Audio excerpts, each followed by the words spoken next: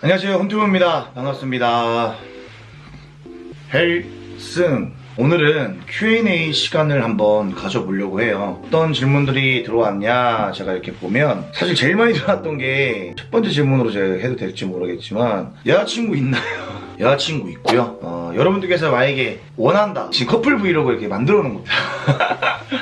자, 두 번째 질문을 함서진은 가라다. 그거에 대한 썸네일은 경필이 형이 만든 거고, 운동이라는 게 저는 이제 보디빌딩부 이제 대학부에 있을 때 FM이라는 운동이 있다라고 생각을 해요. 스쿼트 자세는 이렇게 해야 되고, 레터럴 레이즈는 이렇게 해야 되고, 뭐 숄더 프레스 자세는 이렇게 해야 된다라고 이런 것들이 많았는데, 되게 어쩌면 고지식했던 거죠. 좀 그런 걸 많이 깨주신 분이 아닌가 저한테. 올림피아 아마추어 노비스에서도 1등을 할 수 있게끔 몸을 만들었고, 또 영양적인 부분도 좀 많이 배울 수 있는 계기가 되었던 시기였을 것 같아요. 샤워 끝나고 거울 보면서 포즈 잡으시나요?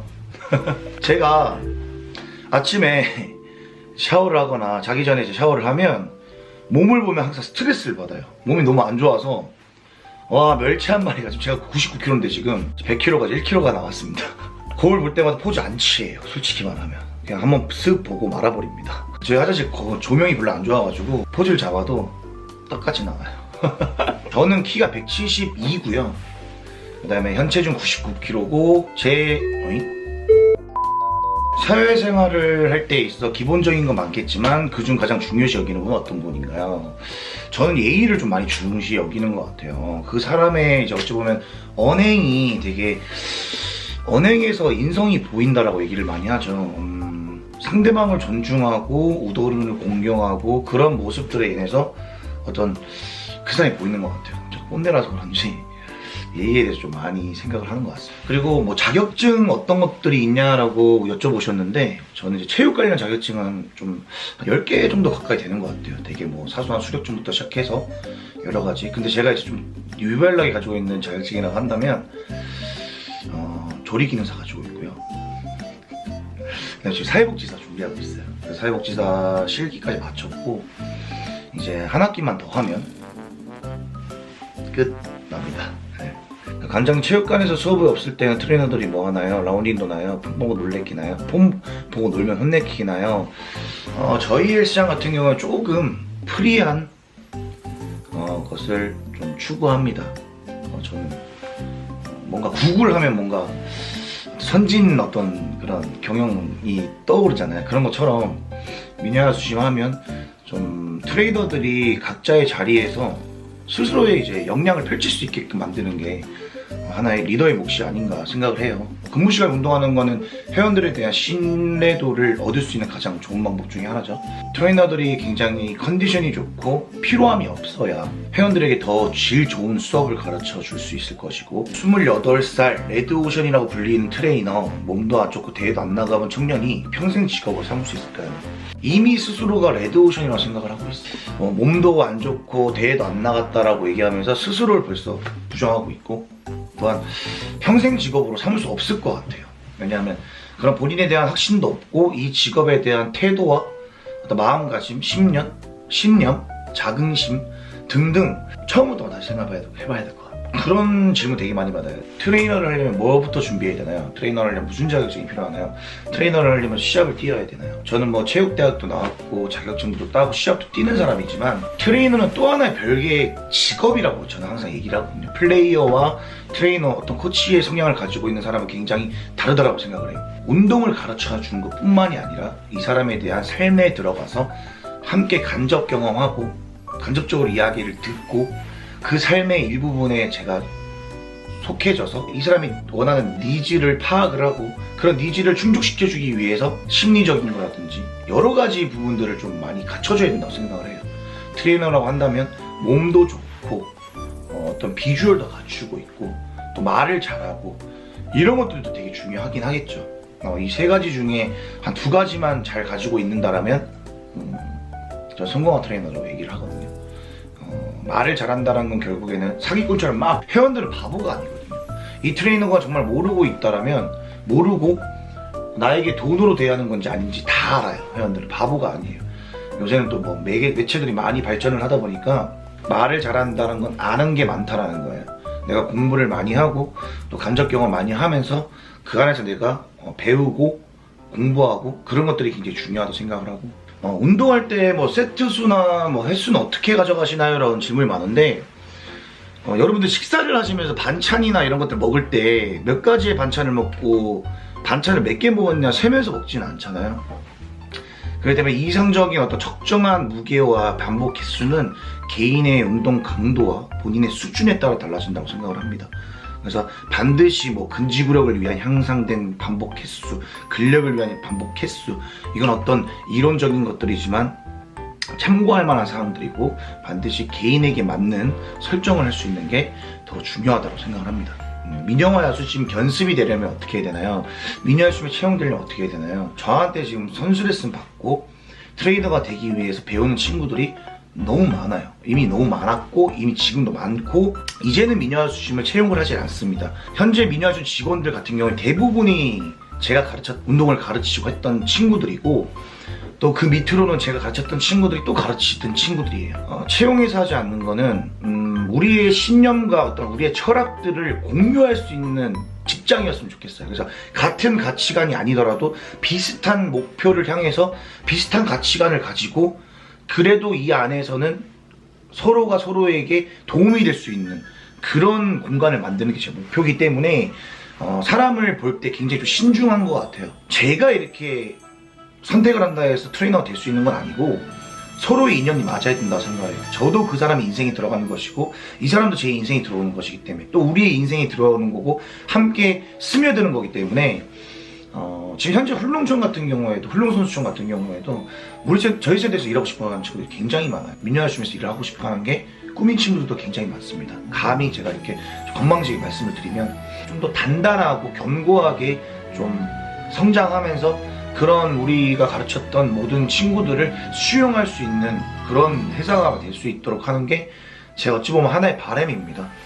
제 하루 평균 수면 시간에 대해서 되게 질문이 많아요. 사실은 제가 트레이너 생활을 하고 학생 시절에는 학교 다니면서 일 투잡 뛰면서 돈도 벌고 시합도 나가야 되고 학교 생활도 해야 되기 때문에 시간이 굉장히 빠듯했어요. 잠을 거의 못 잤죠. 하루에 3-4시간 자고 막 쪽잠 자고, 그렇게 그동안 쭉 살아왔던 것들이 버릇이 되다 보니까 습관이 됐고, 그런 습관들이 저에겐 강박으로 다가왔어요. 솔직히 말씀드리면 주말에도 일을 안 하면 막 몸이 막 음식 같은 것도 막 인스턴트 음식이나 밀가루 음식을 먹으면 자책하고, 잠을 자면 내가 되게 한심한 것 같고, 그 시간들이 너무나 아깝고, 운동도 하루에 무조건 2번에서 3번을 해야 되고, 지금은 좀 나이가 하나하나 들면서 내려놓는 것들도 하나하나 배우는 것 같아요. 이렇게 좁아져 있던 시야들이 더 넓어지더라고요. 제가 어릴 때 이 정도의 시야를 가지고 있었으면 나이가 1살 먹으면 요만큼의 시야가 열리듯이, 내가 이 정도에 힘들어 했었구나, 내가 이 정도밖에 안 됐구나.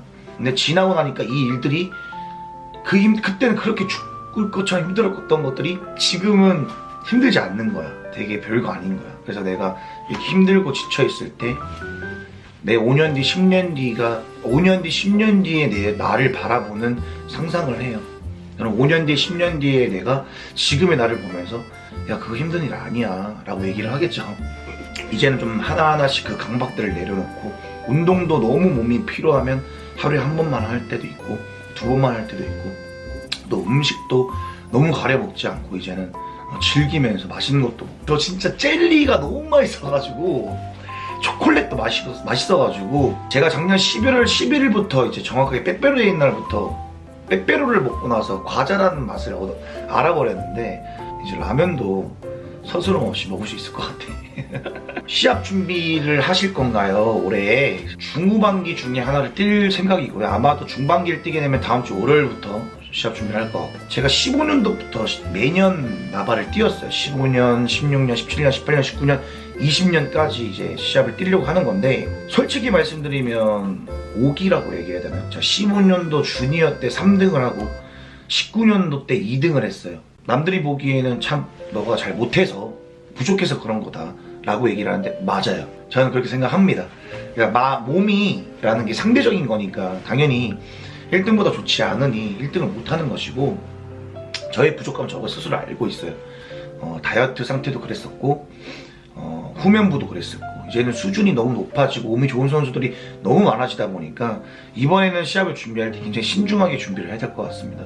어떤 센터를 여러 가지를 운영하고 제가 좀 하는 게 많잖아요. 아무래도 식품도 하고 있고 뭐 유튜브도 하고 있고 여러 가지 하고 있는데 이런 것도 좀 많이 내려놓고 정말 시합 하나에만 집중을 할 생각이에요. 그래도 이게 보디빌딩이라는 종목이 대중적이지 않다 보니까 제가 항상 매년 하는 말이지만 이것도 제가 자기 합리화하는 거죠. 매년 도전해서 그래도 결국에는 해냈구나 라는 걸 보여주고 싶어요. 결과로 증명해야 되는 거기 때문에 보디빌딩이 오래 걸리고 조금 더 많은 시간들을 할애해야 되고 좀 힘들지만 그래도 저 사람은 하는구나. 그거를 보여주는 게 제 어떤 하나의 또 제 소명입니다. 저 사람은 왜 자꾸 단아가를 쓰는가? 최초론에게 운동은 어떠한 의미인가? 제가 단아가를 쓰는 이유는 어릴 때부터 저는 운동을 했었고요. 저희 관장님 사부님이 어찌 보면 제 2의 부모님이기도 하고 제가 어릴 때 운동 선배들이 있었기 때문에 단아가를 썼고요. 체육대학을 가면서 당연스럽게 또 단아가를 썼고 그리고 또 제가 또 해병대를 갔다 오면서 또 단아가를 썼고요. 아버지께서 좀 엄하시기도 하셨고 그래서 부모님에게도 좀 단아가를 쓰고 있고 평생 단아가를 써왔어요. 그래서 요자를 쓰면은 되게 건방진 것 같아요. 제가 스스로가. 그래서 방송을 할 때에도 단아가를 요자로 바꾸는 것도 어렵고 사투리를 서울말로 바꾸는 것도 굉장히 어려운데 이걸 두 가지 다 해야 돼. 그래서 필터링을 2번 거쳐야 되기 때문에 제게 운동이라는 건 초등학교를 들어가기 전에 도복을 먼저 입었으니까 책가방을 먼저 매기도 전에 띠를 먼저 맸거든요. 아무래도 제 인생에 운동이라는 건 뗄 수 없고 지금 제가 20년 넘게 운동을 하면서 인생인 것 같아요. 제 인생. 운동으로 인해서 밥 벌어먹고 살고 있고 또 운동으로 누군가들의 인생에 작게나마 영향을 끼치고 있고 그냥 저인 것 같아요. 제 인생이고 앞으로도 평생 해야 될 것들이고 평생 놓을 수 없는 그런 너무 진부한가? 컨텐츠를 찍을 때 좀 여러 유튜버 분들을 만나서 찍으라는 조언을 되게 많이 해주시는데 솔직히 제가 부탁을 좀 잘 못하는 성격이에요. 성격상 뭔가 유튜브 때문에 연락한 것 같고 좀 버스를 좀 타보려고 이렇게 연락하는 것 같고 가족에 대한 질문들이 한번 들어온 적이 있어요. 이건 좀 말을 하기가 굉장히 조심스러운 부분이기 때문에 저는 나중에 가족이 생긴다면 결혼을 하고 내 아이가 생긴다면 정말 평범하게 내 아내에게 잘하고 내 아이에게 조금은 부족함 없이 살게끔 하기 위해서 지금 열심히 사는 이유가 그런 이유가 또 있지 않은가. 몇 호점까지 계획하고 계시나요? 라는 말씀이 좀 질문이 들어왔는데 제 밑에 있는 친구들이 원하는 만큼 할 것 같아요. 센터를 차리길 원한다면 그 친구들의 목표를 달성할 수 있게 같이 할 거고요. 저는 빨리 제가 일선에서 물러나서 이 친구들에게 다 사업장을 하나씩 운영하게 만들고 저는 용돈을 받으며 평생 보디빌딩만 하는 게 제 목표입니다. 이거는 어릴 때부터 얘기했어요. 이제 20대 초반 때부터 우리 지금 저랑 함께하는 친구들한테 항상 얘기했어요. 너희들 나중에 센터 하나 차리면 나한테 용돈 주고 다 차려줄 테니까 나한테 얼마씩만 줘. 그 난 돌아다니면서 직원 관리하고 뭐 회원들 관리하고 어느 정도 경영적인 부분만 번 다음에 나는 이 일산에서 손을 떼겠다. 그리고 또 컨테이너나 땅을 하나 사서 정말 운동만 할 수 있는 공간을 만드는 거예요. 1층에는 헬스장, 땅대들을 쳐도 올라오지 않은 2층에는 숙식을 할 수 있는 공간, 밖에는 밭 같은 걸 만들어서 밭에서 직접 방울토마토를 따먹고 채소들을 직접 따먹을 수 있게끔 그렇게 만들고 3층에는 카페같이 이렇게 좀 만들어서 손님들도 맞이하고 좀 여러 사람들끼리 이렇게 모여서 얘기도 할 수 있는 어떤 그런 세미나 공간 같은 걸 만들어서 그렇게 운동하고 소소하게 살아가고 싶어요. 이게 소소하지 않잖아. 구독 후회할 거야.